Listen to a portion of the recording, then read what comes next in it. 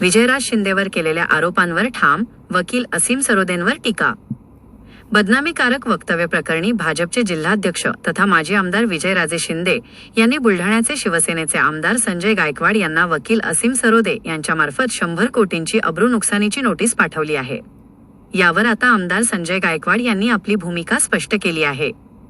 विजयराज शिंदेंवर केलेल्या आरोपांवर ठाम असल्याचा दावा आमदार गायकवाड यांनी केला। ते म्हणाले, न्यायालयीन मार्गाने आम्हीही उत्तर देऊ। मी केलेली विकास कामांमुळे जळफळाट झाल्याने अशा प्रकारे नोटीस पाठवण्यात आली आहे। विजयराज शिंदे यांनी त्यांच्या 35 वर्षाच्या कार्यकाळात 10,000 कोटींची कमाई केली असेल, म्हणून त्यांनी माझ्यावर 100 कोटींचा दावा ठोकला। शिंदे यांच्या आश्रमशाळेचा उल्लेख करत आदिवासींच्या मुलांना उपाशी ठेवल्याने अनेक मोर्चे देखील निघाले होते, असेही त्यांनी सांगितले।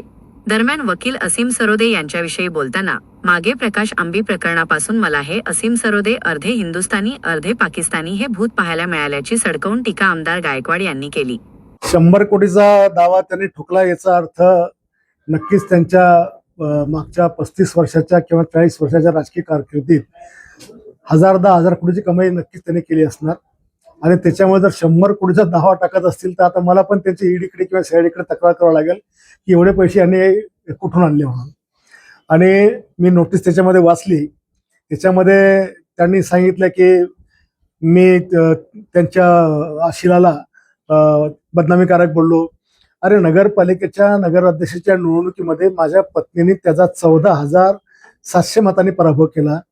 ज्याची इज्जतच जयंतीने ठेवली नाही त्याची बेइज्जत मी काय करणार आहे। जो विधानसभेत 3 वेळेस 4 नंबरला न गेला, पहिल्या वेळा त्याला आम्ही निवडून आणला, दुसऱ्या वेळेला काँग्रेसनं आणलं, तिसऱ्या वेळेला काँग्रेसनं आलं, जो कधी स्वतःच्या बळावर जिंकला नाही। आणि आता नगरपालिकेत तर त्याचे 3 तेरा वाजले। आणि त्या नोटीसमध्ये वारंवार मला सांगितलं की तुमच्यावर असे गुन्हे होते ना।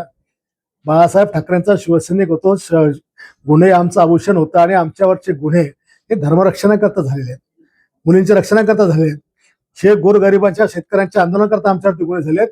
आणि आजच्या तारखेला एकही गुन्हा आमचा पेंडिंग नाही, सगळे गुन्हे आमचे संपलेले आहेत। न्यायालयाने आम्हाला सगळ्या प्रकारे निर्दोष केलेला आहे। आणि आज मी बुलढाणा जिल्ह्यात केलेला विकास, मी जे काही इतकं एक आमदार महाराष्ट्रात काय करू शकतो हे जे मी करून दाखवलं, याच्यामुळे यांना जळफळाट होऊन राहिलेला आहे। आणि म्हणून अशा प्रकारच्या नोटीस त्यांनी दिल्या आहेत। आर्टिकल 19(1)(a) जे त्यांनी शिकवलं त्या आर्टिकल 19(1)(a) च्या आधारेच मला संविधानाने बोलायचा अधिकार दिलेला आहे आणि मी बोललेलो आहे।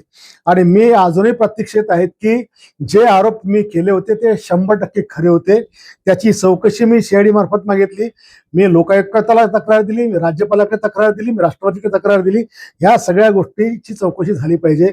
ज्या शाळेचा एक आदिवासी मुलगा गेट पडून त्या ठिकाणी मेला, त्याचा सदोष मनोजच्या वधाचा गुन्हा सुद्धा त्याच्यावर दाखल व्हायला पाहिजे होता।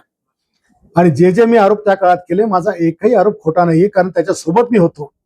आम्ही बऱ्याच गोष्टीचे त्याचे आयविटनेस आहोत, अगदी त्याच्या भावाने दवाखान्यात केलेला बलात्कार सुद्धा। राज्य लेवलचा आहे, त्यांच्याकडून नोटीस पाठवलं, तुम्ही कसं पाहता?